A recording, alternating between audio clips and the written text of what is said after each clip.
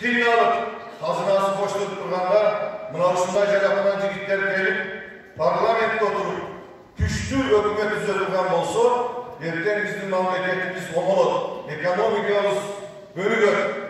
Biz mına uşun barakta işlep jatabız. Bizdin negizgi maksatımız bir gana sağlık vazifelerlerini kütüp oturmasdan, ekonomikabızды көтөрүш үчүн биринчи кезекте ушу ири ишканаларды куруу, кайра иштетүүчү ишканаларды куруу.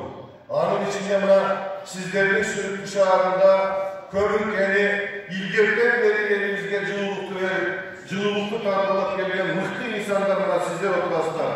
Ушул жерде азыр дагы 200 миллион тоннадан көп көмүр турат.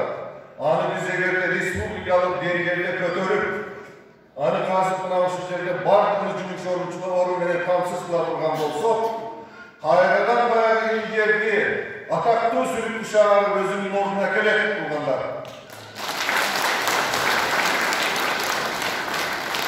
Аны көтөрүүгө мына биз менен келе жаткан Каныбектин илими дагы сиздер менен биргиштеп, анын мол тажрыйбасы дагы толук жардам берет.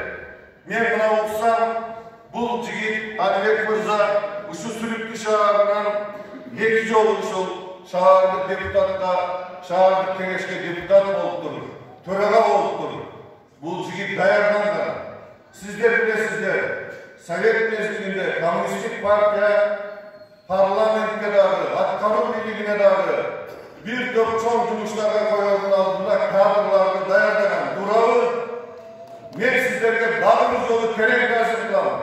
Мына ушул жигитти 2 жолу депутат кылып шаардык кеңешке, төрага